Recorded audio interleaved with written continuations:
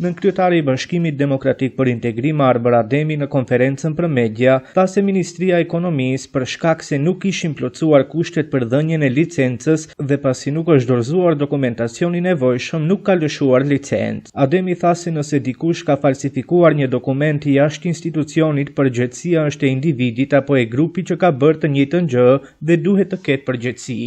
Ministria e Ekonomisë, pikërisht për shkak se nuk ishin plotësuar kushtet për dhënien e licencës, nuk ishte dorëzuar dokumentacionin nevojshëm, nuk ka lëshuar licencë.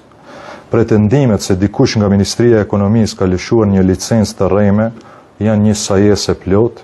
Nëse dikush, konkretisht sekretari i shtetit, do të merrte para, korrupsion për të lëshuar licencën, do të ishte lëshuar dhe regjistruar në ministri.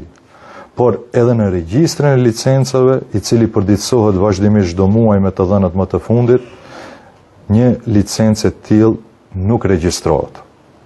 Nëse dikush ka falsifikuar një dokument jashtë institucionit, përgjegjësia është e individit apo e grupit që ka bërë të njëjtën gjë dhe duhet të ketë përgjegjësi.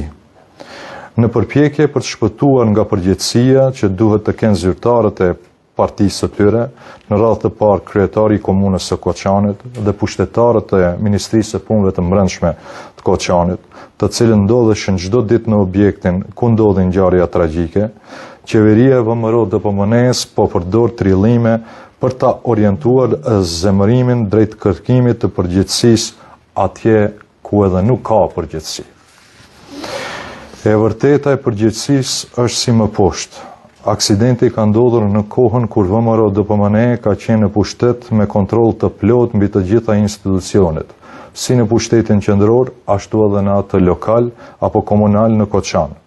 Është kryetari i komunës së Koçanit nga radhët e VMRO-DPMNE-s dhe shefi i Ministrisë së Punëve të Brendshme i Koçanit me propozim të kryetarit komunës. Në 2. Ministria e Ekonomisë në vitin 2024 pikërisht për mos plotësim të kushteve, nuk ka dhënë miratim për klubin e natës, as shërbimet administrative në Ministrinë e Ekonomisë lëshojnë licencë për të operuar këtë kabare apo si klub natë. Dikush po tenton ta defokusoj këtë fakt me një gjoja falsifikim që nuk dihet nëse ekziston, kush e ka bërë dhe ka shumë mundësi që është krijuar pikërisht për të shmangur përgjegjësinë për kryetarin e komunës dhe ata që kanë 3 vite në pushtet dhe kanë lejuar të zhvillohen mira ngjarje për një vit të tërë pa leje në objektin ku edhe ndodhi ngjarja fatale. VMRO-DPMNE nuk ka një muaj në pushtet, por gati një vit në pushtet. Në atë vit reformuan tërësisht Ministrinë e Ekonomisë dhe është ndërruar në Ministri për çështje ekonomike dhe të punës.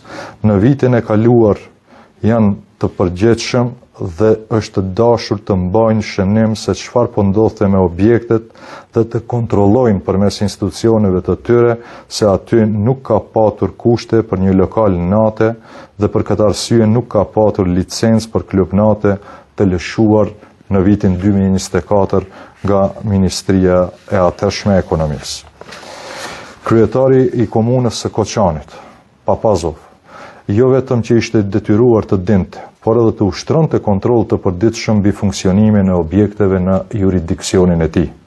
Në Koçan, si komunë me 31.602 banor dhe vetëm 2 vende që operojnë si një klub nate apo kabare, Papazov dhe autoritetet e komunës e dinin dhe ishin të detyruar të dinin se kompania MMM Cafe Doyle Koçani nuk kishte licencë dhe nuk i plotësonte kushtet.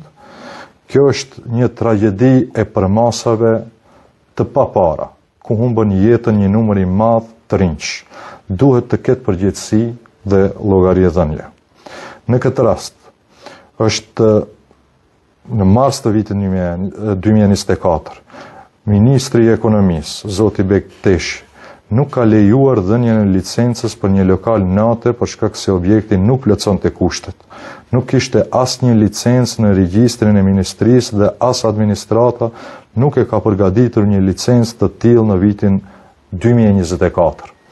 Pse objekti ka funksionuar pa licencë deri në mars të vitit 2025? përgjigje duhet kërkuar në vendin ku duhet kërkuar dhe marrë përgjegjësi dhe llogari për këtë tragjedi.